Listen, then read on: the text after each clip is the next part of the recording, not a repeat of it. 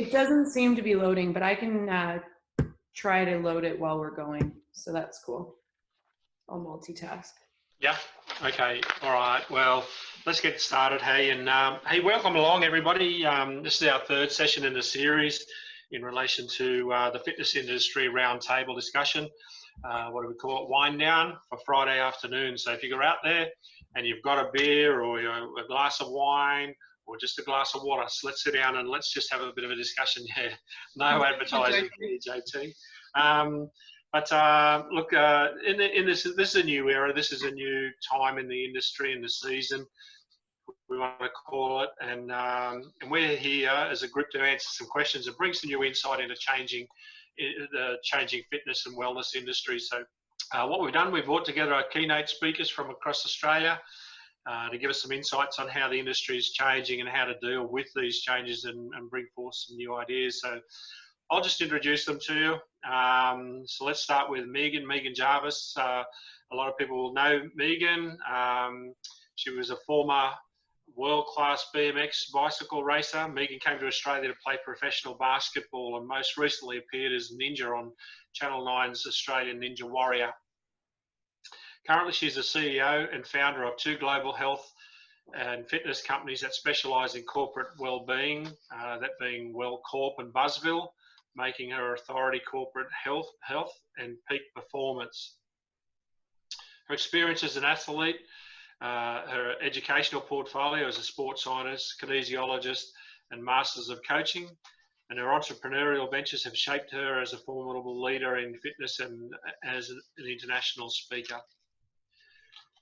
Edwina, or Eddie as we call her, Eddie is a keynote speaker and trainer on resilience, emotional intelligence and dispute resolution, and has over 25 years experience working with clients in the areas of health and high performance. Her company at once specialises in technology and training to improve mental health, reduce stress and improve performance for staff and athletes. Eddie is the host of her stress relief show on the Bizversity app. And we have JT Tamzet, international fitness business speaker who builds business strategies with owners to get more people moving. Most of you will know JT, from his weekly Facebook live show called #JT in the Raw. Described as an Australian larrikin with strong empathy with people at all levels. He makes people stop, listen and enact. And he has the #1 fitness industry podcast in the world. Myself, I'll be the host this afternoon. I come from the supply chain industry, owner of 4-Day Fitness Solutions, supplying fitness and wellness equipment throughout Australia, and project manager and energy efficiency expert with many years of leadership in various facets, including volunteer organisations, sporting teams and in business. So this week, guys, we've got a number of updates and some topic ideas here. And what we normally do is we'll start quickly with a weekly overview, an update of Australia and what's actually happening globally. So let's start. JT, I'll start with yourself. We were just talking candidly before we started recording, but and as we were saying, how's your week gone and all of that sort of thing. And I said, look, it's been interesting for me dealing with gym owners. And I found that there's been, an amount of enthusiasm about, the opening market again. But yet a lack of commitment in a number of ways about, opening the doors and going so forth. And then you actually came forward with something. You said, your week's been great, but it's been interesting. There's a lot of people out there who are confused. So let's start with that. Let's start with what we know about what's actually happening in Australia and around the world today. So, so JT, well, let's start with you. What's the gossip, mate? What have you heard? The rumours and the stories and the truth. Well, certainly in New South Wales, and I think in many states, pubs, clubs, brothels, massage parlours are all open. The gyms, we're still sitting on the sideline waiting to get the call up to come off the bench. Now, Oh, I have to admit, I've never been in a brothel, but I would assume from everything I see on TV that there's a whole lot more bodily fluid swapped in a brothel than there is in a gym. yeah, I would say so. So if the only reason they're not opening gyms is because of the bodily fluids that come off us, and that's off our forehead or off our arms, it really is illogical. And I think that's where the confusion is lying for so many business owners. It's like, it doesn't make sense that they're opening schools. It doesn't make sense that there's public transport. It doesn't make sense that pubs and clubs can open. And we talked about this last week, that what happens after 10 drinks? Well, it does. Social distancing, 1.5 meters, is about that long. So it's Here, yeah. yeah, it kind of, that's where I think the confusion is, and that's where I think the frustration is for the owners, is that they're not being allowed to open, and we don't understand why. I thought it was quite pertinent this week. They were firing some questions at Gladys Berejiklian, the Premier here in New South Wales, and someone said, well, when are gyms opening? And she said, not yet. And she didn't even stop and think. It just went bang. And I'm like, it's not even on her radar that we're going to open in the next few days. Right. So I think that's where the confusion lies. I think, now on the flip side, I actually think it's really good that gyms are not open. Because why would you want to open a gym the size of a Good Life or a Fitness First or some independent clubs that can have 200 or 300 people in there at any one time, yet you can only have 20? Like, why would you want to open at that point? So I think it's actually great that they're holding us off, hopefully to get us to 50 or 100 people in a club or in a studio. But then that doesn't help the average F45 or a fitness studio. So, yeah, it's just confusing. Yeah, look, it is JT, and during the week when I was out and about and doing a round, if you want to call it, dropping in and saying g'day, see how people are actually going.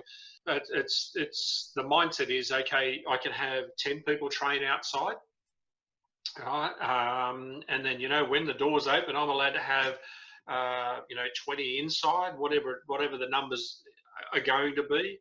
But then, can I have 10 outside? Can I have 20 inside? Can I, that's some of the questions that I've got, are we allowed to do that? Like when you talked about pubs and clubs, why can't a pub have 10 people sitting in a bar and serve them food in a bar, which is a room, right? And then in the bistro section, have another 10 people in there, which might make it a little bit more cost effective. Let's apply that back to a gym land. Okay, why can't we do the same thing? If I'm an F45 and I'm allowed to have 20 people in there, in a 300 square metre facility, why can't the big boys, with 3,000 square metres, have the equivalent in that space? Why is not worked on a square metre plan, rather than just a room that can have 20 people?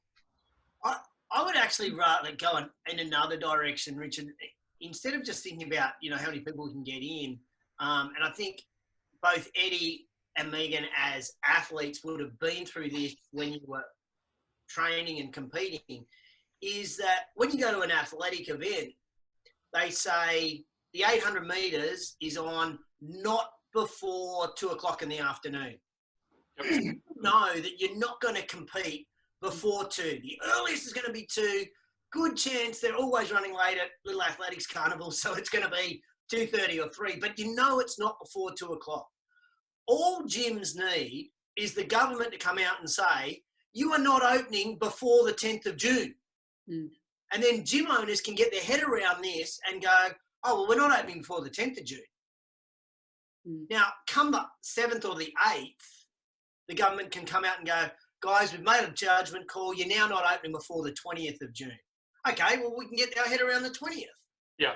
But when there's no end in sight for us, surely, Eddie, that just fucks with our head. Yeah, exactly, JT. I think we discussed that previously. It does. It's it's that unknown, and how long do you hang on? And it's not just the psychological sort of anxiety around that, it's also the inability to plan, to forecast, to work out costs, to work out how do you possibly plan when you've actually got so many unknown variables. It's very hard to even work out the numbers. How do you negotiate with leases and electricity bills and all of these things when you're like, I don't know, we might open in 2 weeks, we might not, I don't know. You know, it doesn't put you in a strong position for negotiation either for all of those things. So yeah, I totally agree with you. Given they're trying to save the economy, I just wonder where the fitness industry was left out of that. And Megan, you would, as an owner of fitness businesses, you'd have to agree it'd be a lot easier, wouldn't it, if there was a date, not before. You can get your head around that, can't you? No, definitely. I mean, at least in Queensland, we've got the date of June 12th.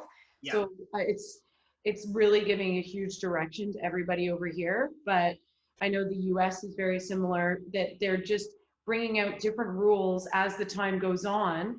Each state is completely different. The rules and regulations that have come out in the past week about different states, some states it's like you can have 5 people in a gym and that's it. Some states it's you must be 20 feet from the next person training beside you. All of them are so different and convoluted, and there's no start time. It just leaves a lot of people anxious. Exactly what Eddie just wrote an article about actually in FitRec, that you're just confused. The best thing to do is look at, if I don't have the dates, how am I going to get prepared for when I do? And that's all you can do to decrease anxiety. It's like, sweet, okay, that's out of my control. Let's look at what is in my control and really concentrate on that. So, I mean, that's what I would suggest over in New South Wales right now. And aiming, one of the things that came out recently is that similar to Perth, just aiming around the same timeline. So if Queensland has June 12th, our gyms are opening, then I would be going, okay, that's what Queensland set. Let's look at June 12th. What does that look like? And let's start negotiating from there. So I would be following suit with regards to each state and just looking at the trends that's been happening. Mm-hmm. And let's all go smoothly in Queensland because you're setting the precedent for the rest of the country. No pressure. True. Well, It's been great over here this week because we've got stability. Yeah. So we're feeling good. However, yeah, the other stuff that's going on, it's crazy. Yeah. Brothels are open, but sorry, you can't open a gym. Well, ski fields are opening, I heard a couple of days ago too. So that's a positive. That's a real positive, I think, in terms of potential. It is outdoor, but yeah, I thought that was a really positive sign. And so is there any limitations to the number of people in an area? Is there social distancing obviously has got to happen, but I mean, how do you do that when you've got groups of people, all wanting to go down the same slope at the same time almost, Well, they're giving very little guidelines, Rich, at the moment. I think they're just trying to make sure people don't cancel their holidays, and it's only opening from, it's not opening from June long weekend, it's opening from 1st of July. But at least, as JT sort of just expressed, they've got a date. So I think it may be restrictions around restaurants opening and, for lodges and public lodges, we've got a private lodge, which makes it easier if people stay with their own group. But if you're there with a whole lot of different members coming in, I don't know how the lodges are going to control that either. So whether it's going to be just you go in for day trips, but that wouldn't be sustainable for somewhere like Thredbo where it's a whole alpine lodge. So yeah, there's a whole lot of elements there that, again, I would think that type of thing will come in with the gyms in terms of regulations and how they're going to make all of that work. Yeah. Well, another thing that to flow out of all of this as well is that, and talking to people this week, we finished on something last week, which is in relation to staff employment agreements, things like the cleaning regime, for instance, the social distancing, so they become the gym police, all of this, does this need to be renegotiated with people, or is this just the new norm? Is this, you might know, Eddie, as like from dealing within this sort of realm, is this the new norm? Do we have to go out and renegotiate our employees' agreements? Is it written in policies? How do we? A lot of people would never have thought of that. Yeah, I didn't. I think most, from my experience, most contracts have that you follow policies under the gym or the leisure centre or whatever environment you're in. So typically most people I've spoken to, or the advice I've given is just to develop a policy which would then cover you, so you're not having to develop a whole new contract. And so I think that's an easier option, to just include a new policy and ensure that it's, you know, posted up and there's training around that. And it's really just about duty of care. This is about safety. So it does become a work health safety issue around that. I don't think it requires a whole new contract, because everything else, you know, this is an unusual circumstance. It's just a separate policy. It's a COVID policy in the same way that all the legal areas are bringing out different policies for COVID, because it won't necessarily, yes, there might be changes in general hygiene and expectations of the public in the future, but we're not there yet, and we don't know how this is going to play out. So let's hope it's a short term, and we're all going to be healthier for it. But yeah, and just to touch on that, because New Zealand's been open since last Thursday, and we've got about 10 partners out there, including running our own gym, and about 1 out of 10 is requiring their members to go in and actually sign a new policy. The rest are just doing a new gym poster with new hygiene rules on it, and requesting that when you come in, you get a quick, short new gym induction, but it's not stringent. You know, they can still swipe in, go to the gym, but there's been City Fitness, for example, over in New Zealand, is making everyone sign a new actual agreement or contract due to the new changes in hygiene. So okay.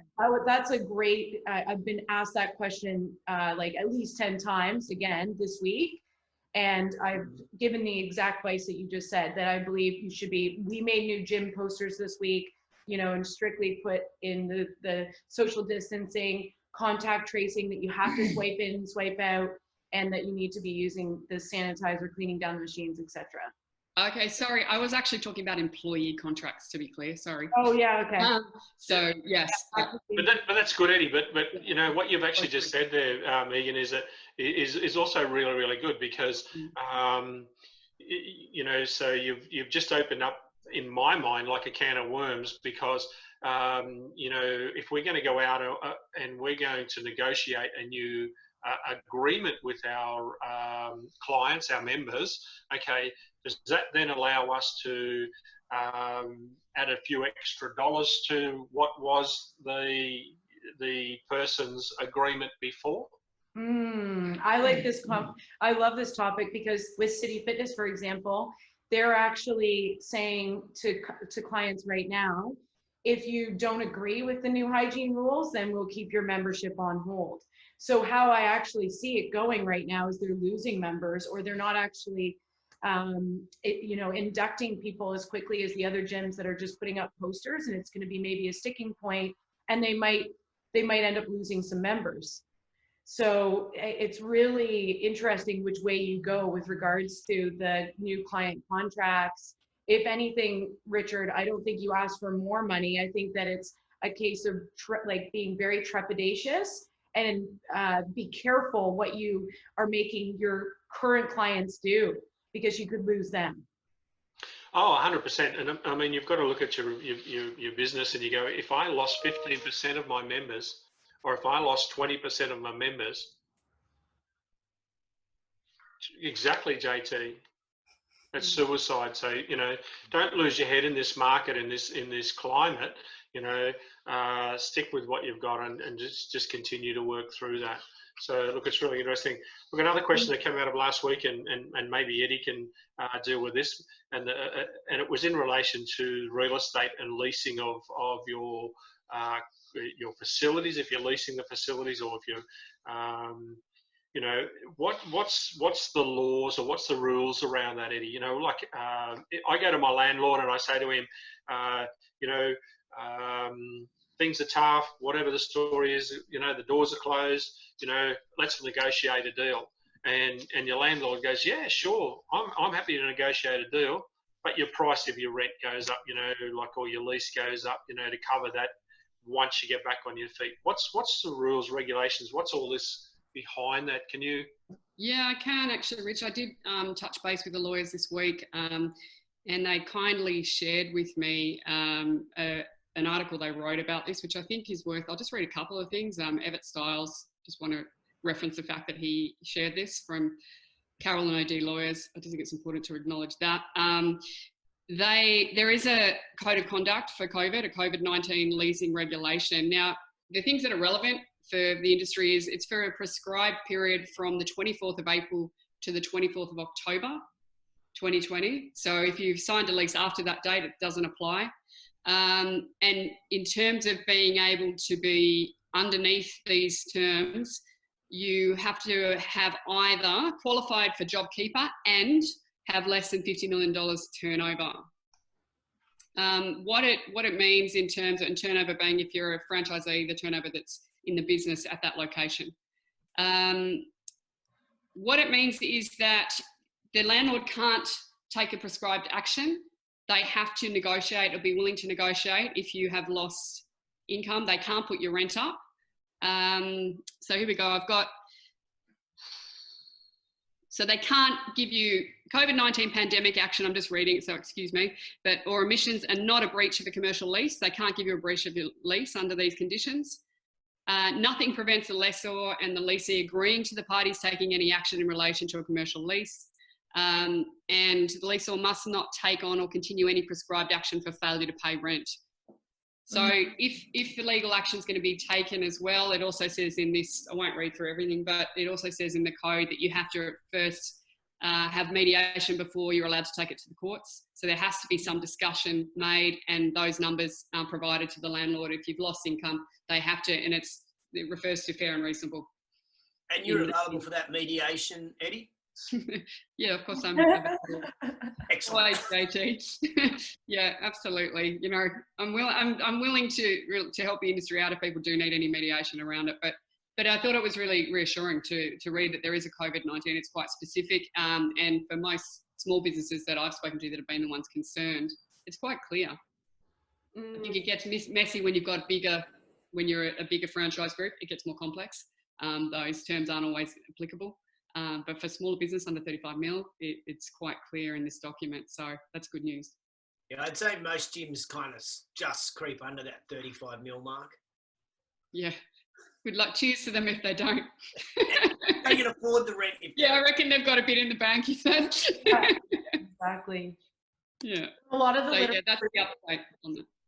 That I've read this past week, it's really looking at some of the small box gyms that are privately owned being in a good position in comparison to franchisors that are looking after, you know, a collective that are trying to negotiate leases. And a lot of them aren't looking at the 10-year, actually looking at where they're going to be in 10 years and how the amount of the lease itself is going up, and their member retention and how many people that they can actually have slowly goes down over time, that there's a tipping point in, you know, whether it's year 8, year 9, that they're actually losing money due to the amount that the lease goes up. So one of the biggest suggestions I've been making is getting somebody, a specialist in this field, before you need to call Eddie to negotiate, and look at your lease agreement and really make sure that you're in a good place for not just 5 years from now, but 10 years from now.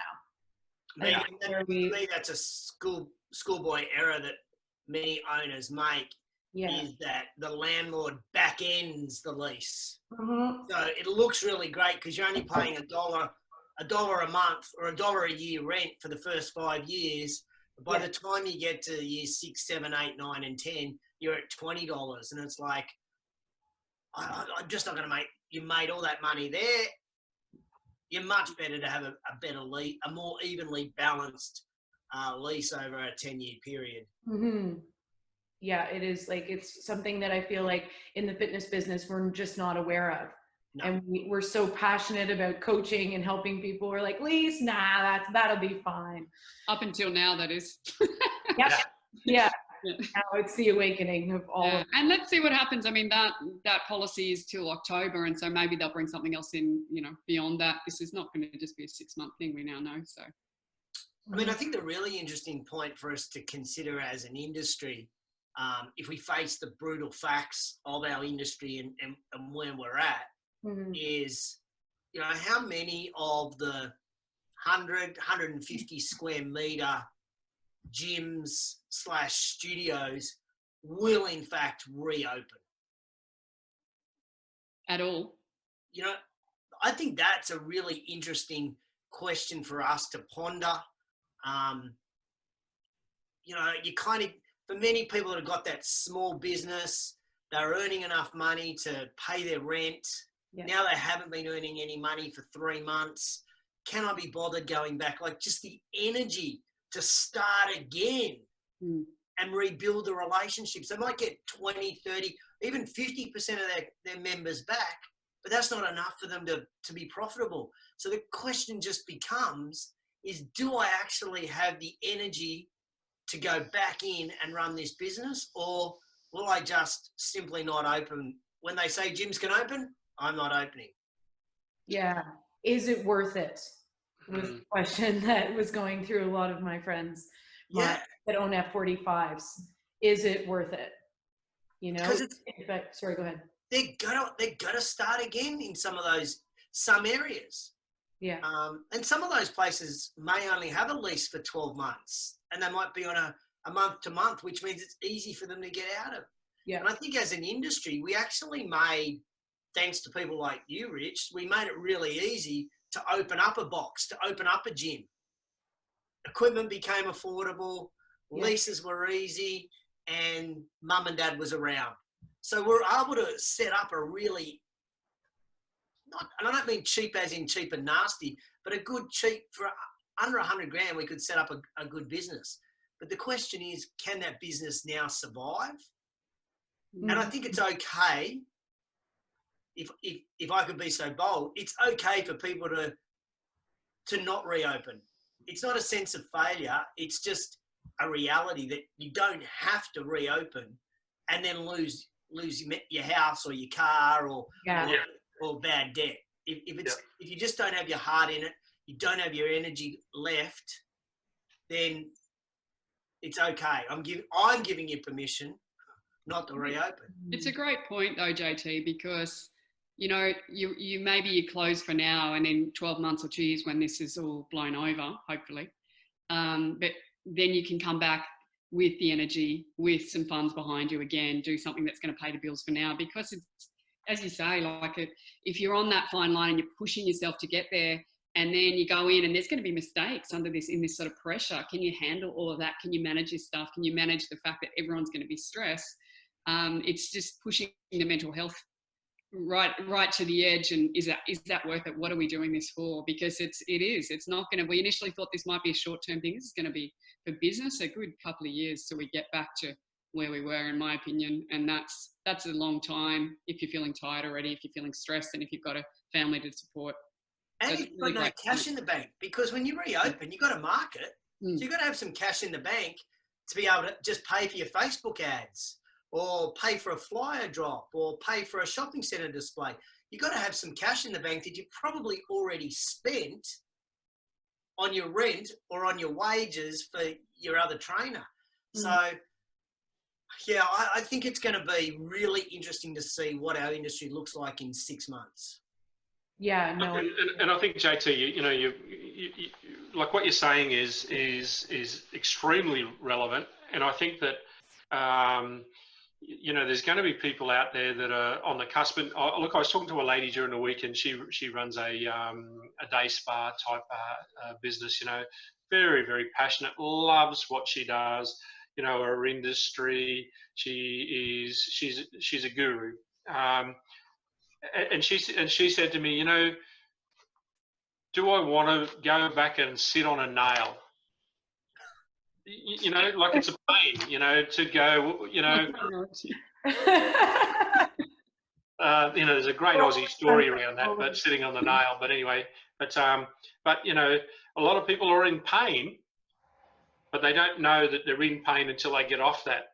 Yeah. And you know, for her, she sort of stepped back and she's looked at it now, and she's sort of going, do I really want to go back into this, you know, or do I just go and work for somebody?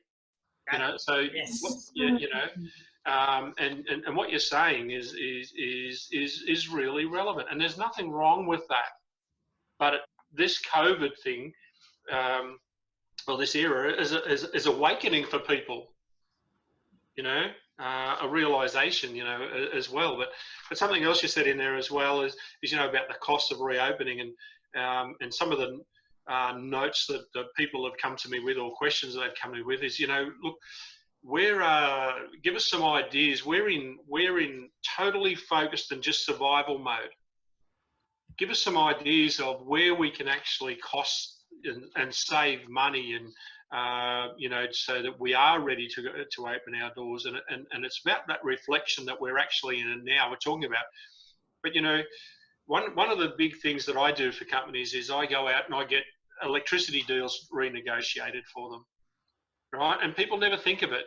And coming from the industry, I think it was something like 86% of people will complain about their electricity accounts, but never go and ask or negotiate for a better deal. And if that's the electricity, I'm sure there's other areas out there that they do the same thing as well. They just take it for granted, So, if they're out there today, and some of the electricity costs are getting that way, that they're as big as their employees, their wages costs. It's massive, some of the electricity accounts that I actually see out there for gyms. So, that's an area that I would suggest that people go and talk and renegotiate. That's just one area. You guys might have some other areas, What's the scope for negotiating on that, Rich? The scope is you pick up the telephone and you say, Okay. I need a better deal. I had some insider, that's all. That is the insider right there. Yeah. What he's doing. Not that hard. Associate. True. Yeah. Look, the electricity industry is a maze. Okay, so it's a bit. Remember, the telcos, and you don't know.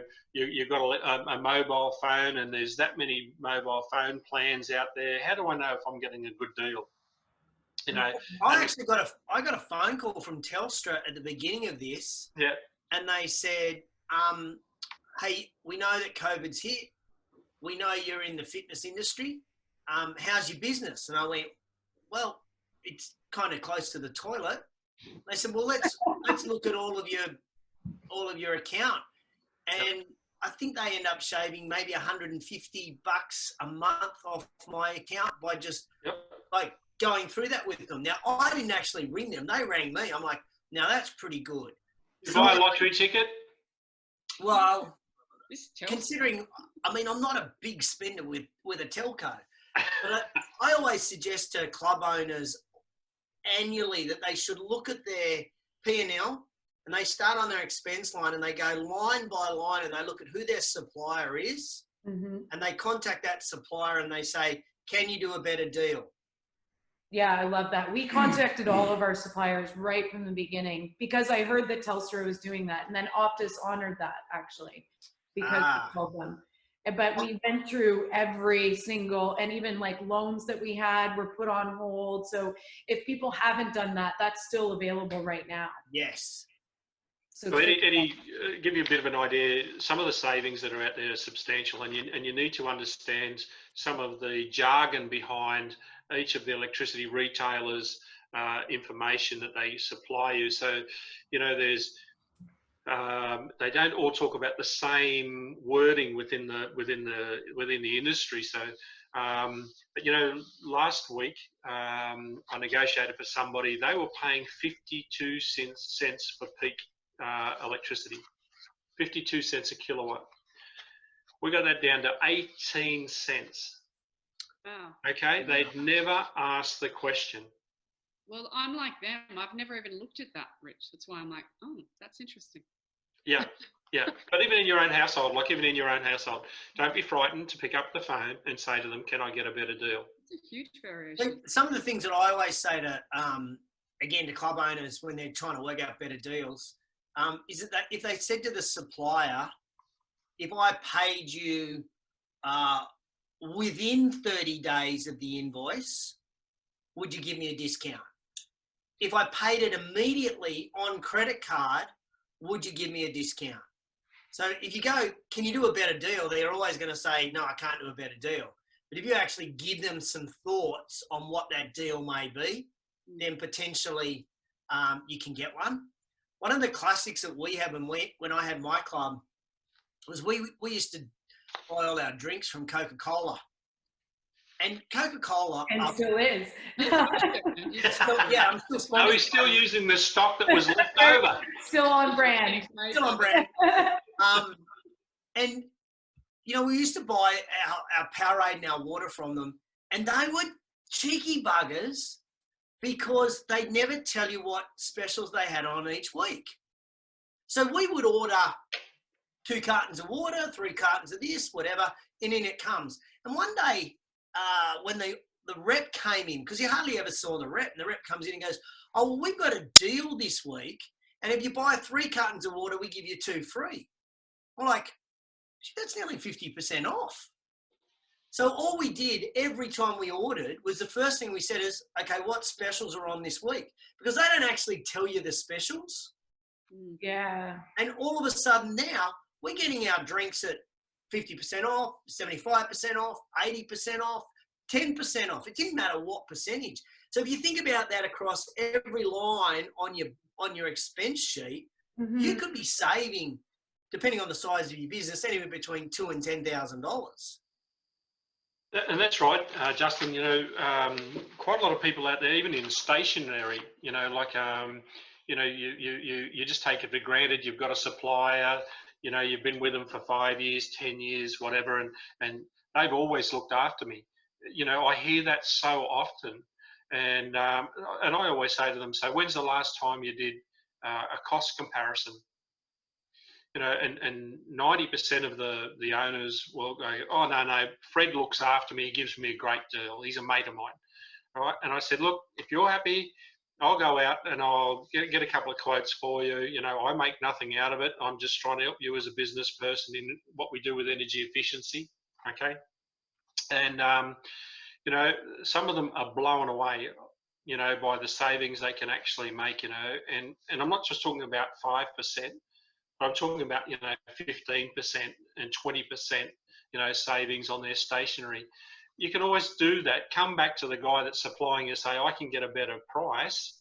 You know, can you match it? If you work, for every dollar you work, you earn, you work for. Yeah. Right? So why shouldn't you try and save every goddamn dollar that you know, you bust your guts for? You know? So true. But, you know, I mean, Meghan, you know, I mean, you guys are well down the track, you know, like looking at all these sorts of things. You know, there's a myriad of ways to sort of save money, and sometimes it's all the little pennies, as they say, you know, that add up to the big dollars. One of the little pennies right now, and 80% of it has been taken up as of 440. So if anybody's from Queensland and owns a small business, is the Small Business Queensland grant that's available right now. So I highly suggest that people apply for this. It's up to $10,000 that can be spent on social media and marketing, finance, any legal fees, pretty much any business expense is listed there. And I mean, it's free to apply. The application only takes about 20 minutes. So if you're a small business, in particular in the fitness industry, you should be jumping on this right now. And I actually think you need to apply by tonight, if not by tomorrow, because all of the grant will be taken up. That's been available for only 3 days, and 80% of it is gone. And those sort of things are coming out all the time, which is so important why we're on this tonight. You know, just staying up to date because it's always changing. So that's a big one. There was a council in Queensland, I can't remember where it was, and they were giving $10,000 grants for any business that wanted to develop their technology side of their business. Yeah. Which is perfect if you want to do online programming or whatever. There's a grant there for you. Yeah. No, another great example. So there is all these opportunities coming out to save your business right now, but it goes back to the question of being really real with yourself. One, not holding any ego attached to it, understanding what Eddie would go into a lot of detail with of how much anxiety you're going to be feeling over the next, 6 to 12 months. It's not going away. And seeing if it's sustainable with the amount of space that you have right now, and considering you're going to go from 20 to maybe 4 people in the studio. And that you're going to need money for marketing, like JT mentioned, even if you're doing a mail out to, previous clients and then really conjuring all the current clients you have, you're going to need new clients because clients are going to drop off. So be ready for that. Well, you touched on your marketing. Like one of the other key things is to ensure, how to ensure that your members are going to feel safe. That building of trust. As they come back into the gym. Like, I mean, you've opened in New Zealand. What's the feeling been in New Zealand? What's the, they feel comfortable walking into your gym? Is there like, a look around the ceiling to sort of say, what have you done to ensure that people feel some sort of security in there? Okay, well, thank you. You nailed it right away that the number one thing that we're experiencing is they're worried about trust. And I mean, that's a multitude of hygiene, whether the PT, whether the other, and we've touched on this in our first one, whether the other clients coming in are taking on their role of hygiene. Do they trust everyone in their community? It's not just us as coaches, it's actually community trust, which was something we weren't really expecting. So currently, number one thing is, do they trust to come back in? I think we've discussed a lot of the different things that we're doing to help assist with trust. But if you're not thinking about how do I get them to trust that we're doing all the right things, how do I get them to trust the community's doing all of the right things, then you're already lost. And we've had tons of people come in and be very nervous, discouraged about training, no matter how much we're doing when it comes to hygiene, social distancing. It's a natural factor, it's going to take place.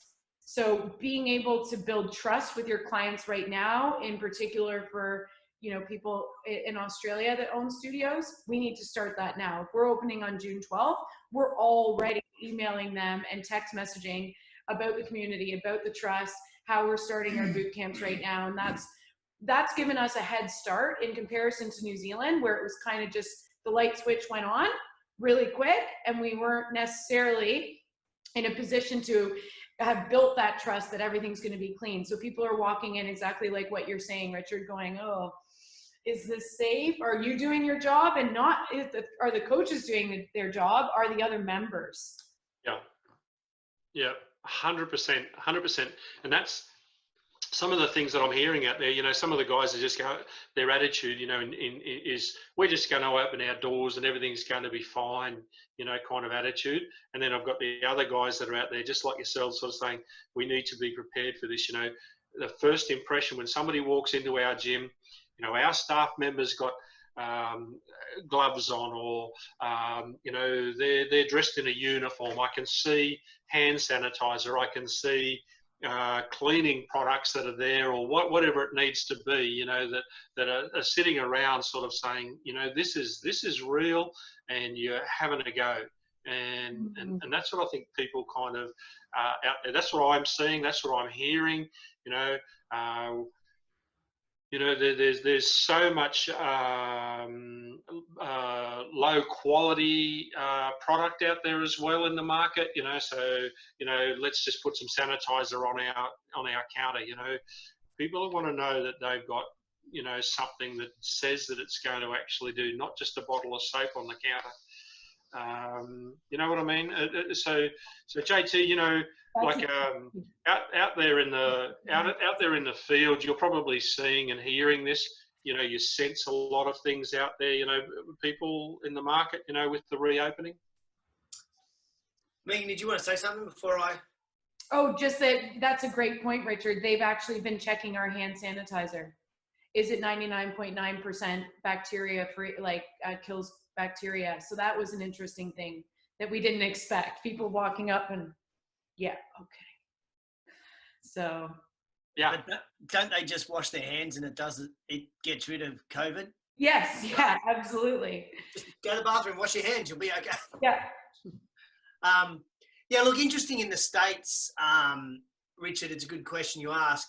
What we're seeing over there, with certainly the clubs that we're working with, the first 30 to 40% of members that are coming back into the club are your gym rat people who love the gym and really are not that fussed over the hygiene standards. Yeah. So I think and maybe you're seeing this as well, Megan, it's that 30% are sweet. The next 30% are going to be the tough ones. Mm-hmm. And then the final 40% are going to be the really hard ones. But look, at the end of the day, I'm going to be blunt. I think I would really struggle to go to a gym where the person on the front desk has got a mask and gloves. Like, to walk in, I'd be going, you know what, I might just stay in my garage. Yeah. So in Wisconsin, I get why they're doing it, to protect themselves. I understand that. But my psyche would probably say, well, if you're doing that, there's obviously sick people already here. yeah. Maybe the place, I'll wait. So I just kind of feel awkward about that. Mm-hmm. And I think we're lucky in Australia because there is really no discussion, from what I hear, in any state around masks being mandatory. So in some cities in the US, they're mandatory. Gloves are mandatory. It's like, how do you be a PT with gloves on? I was just about to bring that up, that in Wisconsin, it's mandatory, not even just for the personal trainers, but for anybody who's training in the gym to wear a mask. And I was like, so you're on the treadmill wearing a full mask? Like, how, wouldn't you just go and run outside then? Like, the rules are so jaded. Yeah. They make me feel more uncomfortable going in. Completely agree. And so then that becomes back to where we first started today, is are we actually better to stay closed rather than having these crappy rules that inhibit our business and inhibit the experience of our members? Or are we better to open and have these things that inhibit our business? I don't know the answer to that because I'm not a gym owner. My psyche would say I'd rather wait that extra couple of weeks and be able to open at 80% or 85% of capacity and rules rather than 50%. So Eddie, JT, it's funny. I differ to you and Megan on if someone was wearing a mask. To me, it's all around the communication, and I reckon you can have a lot of fun with that. You know, it's like, to me, that would show that they're doing that, they're taking it seriously, but have some friggin' cool props and stuff in the gym and different things to distract me, you know, because then I'm going to go, oh, this is really weird, but hey, this is a really different experience. Now you've got balloons, you've got pictures, you've got murals, you've got all this cool stuff going on in all this time. Paint your gym, do something cool and make it fun. I don't know that I would find it so negative. So, I mean, I think we're all different, which is great, but it doesn't have to be a scary experience unless you walk into the gym and it's clinical as well. You know, so that's what I'm seeing in a lot of the clubs in the States. That's a great word. It is clinical.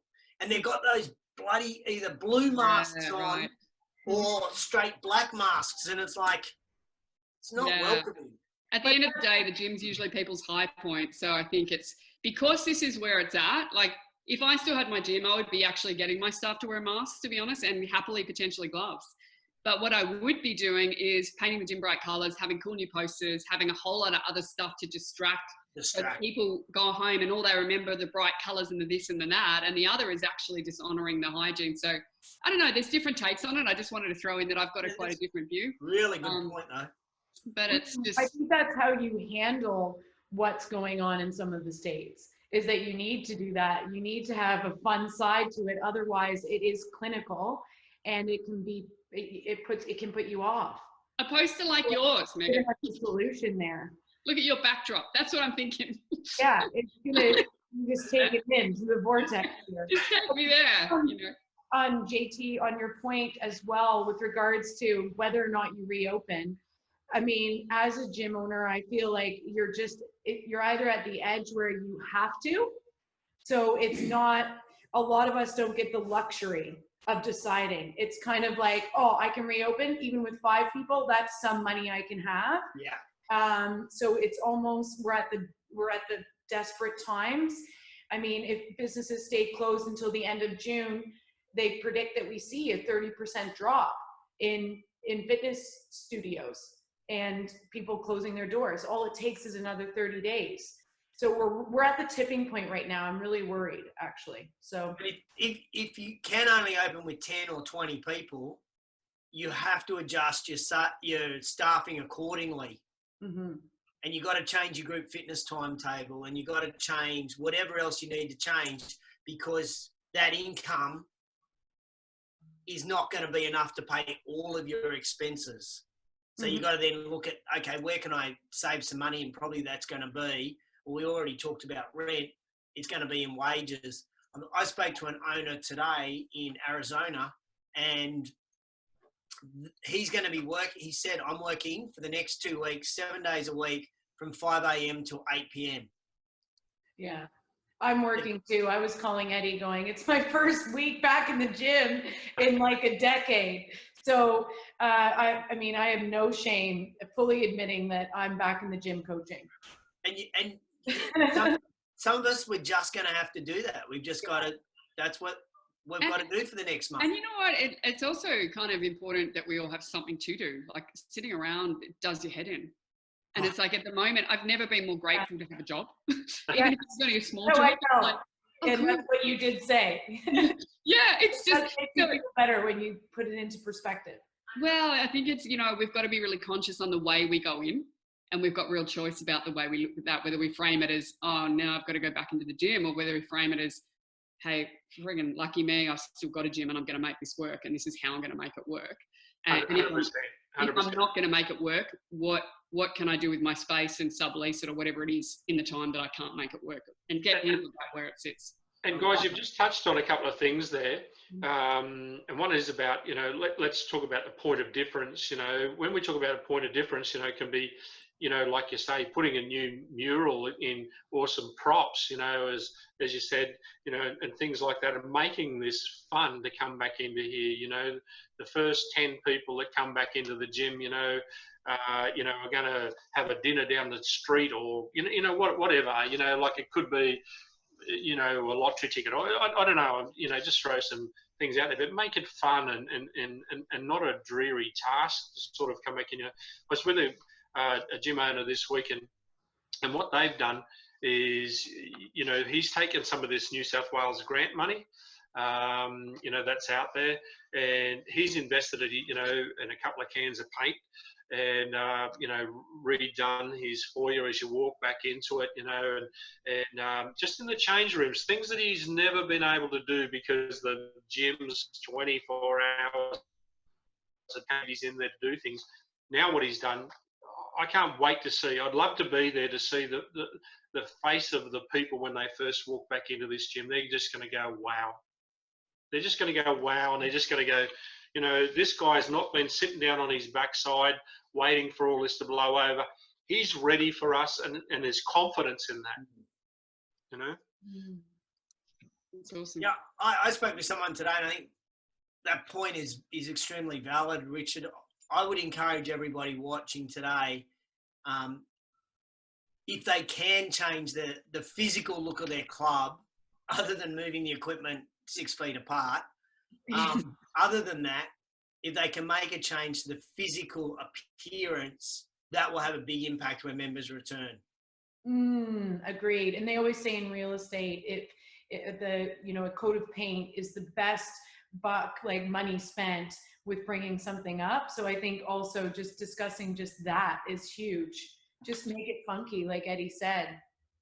It makes you want to go to work as well. It's not just for the clients, customers. It's kind of like, actually, I want to go to my new space. It's like you've got a new gym. It's kind of cool. Yeah, it's reinvigorating. One of the things that we've been doing that I'd love to mention too, that's a bit different, and PLC actually already does this in a great model. And for anybody that's running a small group class or a large group class, and they are now going with 6 feet apart, like JT mentioned, is they're running pods of 4. And I think that will become a very common theme in our industry. It allows people to feel very safe because they're staying in one area of the gym rather than going and touching everything else. And they're staying in one group. And it allows us to actually have, potentially 3 different pods, depending on your space, etc.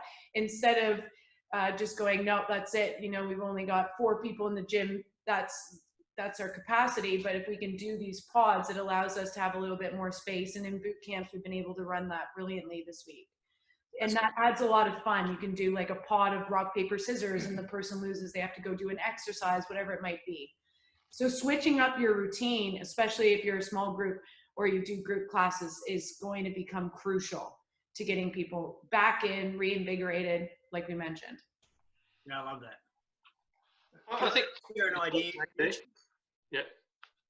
So one of the things that I think is really important, and I think we talked about this maybe on our very first show, is that everybody's talking about when the doors reopen, it's the new normal. And I think I said, you know, the new normal is really probably not till 90 days away. We're in, doors open, we're in the pre-new normal. So I think one of the important things, if I was a club owner, regardless of the size of the physical business, is I would be going, okay, 90 days from now, I'm going to have a grand reopening. I'm having a soft reopening when the doors reopen. So we're going to reopen, we're going to operate, things are going to be okay, but we're going to have a party in 90 days.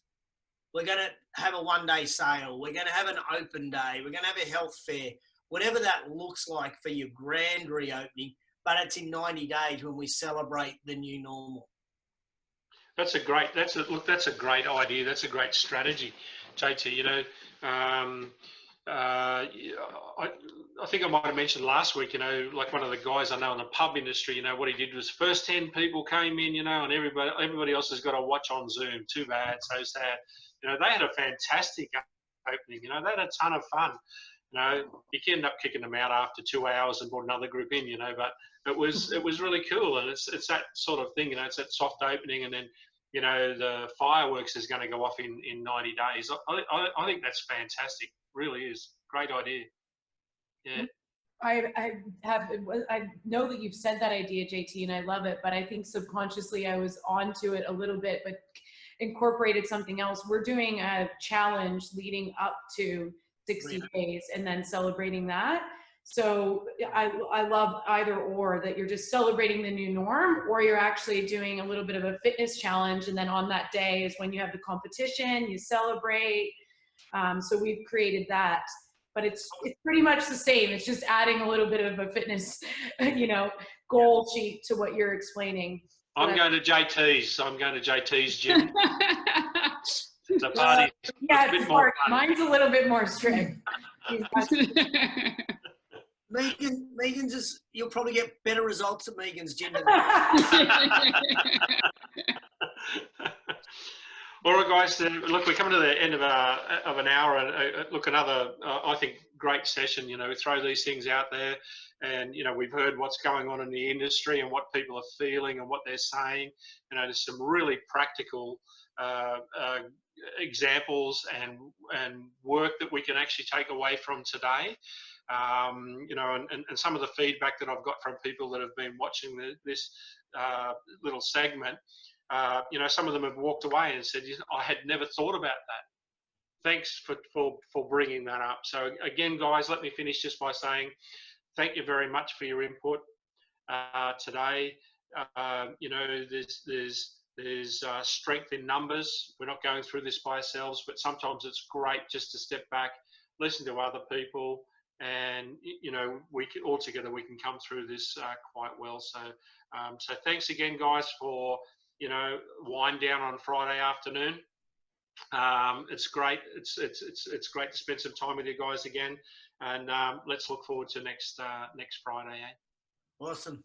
Have a great week, guys. Thanks, Richard. Thanks, Richard. Thanks, everyone. And you guys. Off to wine.